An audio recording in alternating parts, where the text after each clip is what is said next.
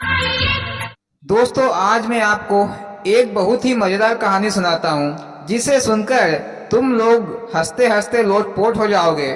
सचमुच मोदी जी? हाँ हाँ मोदी जी, तो फिर जल्दी सुनाओ।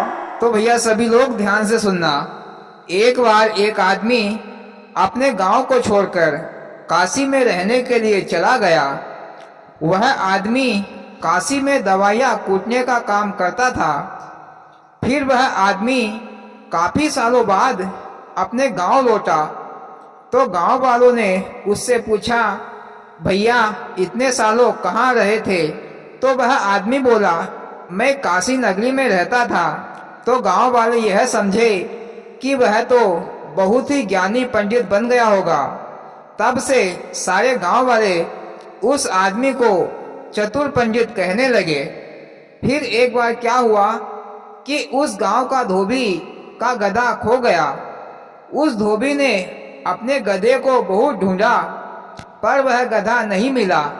तो धोबी को चतुर पंडित की याद आई और वह धोबी चतुर पंडित के पास आ गया और बोला, पंडित जी मेरा गधा खो गया है, तो आप कोई उपाय बताइए।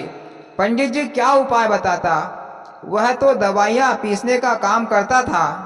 तो पंडित जी ने उस धोबी को जमाल गोटे की 3 पुड़ियाँ दे दी और कहा, एक पुड़िया खाना, अगर गधा मिल जाए तो बंद कर देना, अगर नहीं मिले तो सारी पुड़िया खा लेना, तुम्हारा गधा तुम्हें जरूर मिल जाएगा।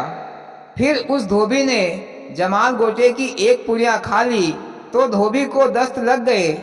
वह हर आधे आधे घंटे में जंगल में दस्त करने जाता। तो उसी दिन गधा धोबी को मिल गया। तो उस धोबी ने उस पंडित की तारीफ की और उसकी पुड़िया की भी तारीफ की।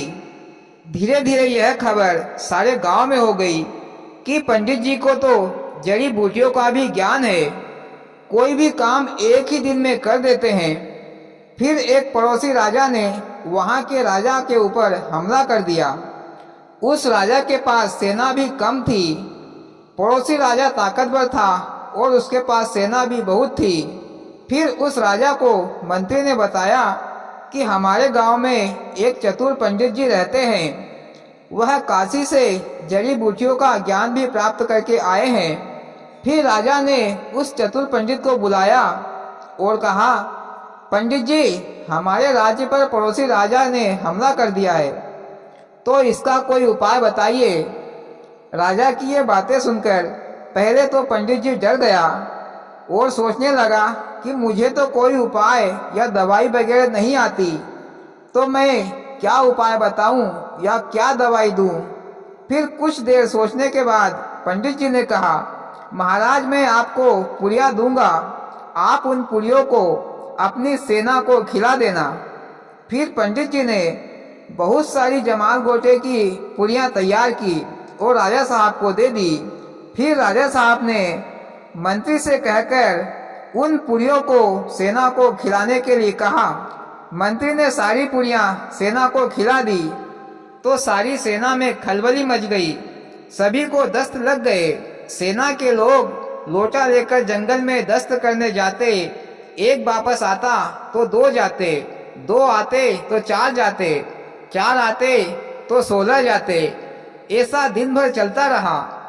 ये सब देखकर राजा साहब सोच रहा था कि बड़ी मुश्किल से 1000 सेना तो है मेरे पास और वो भी बार बार हगने मूतने जा रही है। अरे ऐसा चलता रहा तो युद्ध कौन लड़ेगा?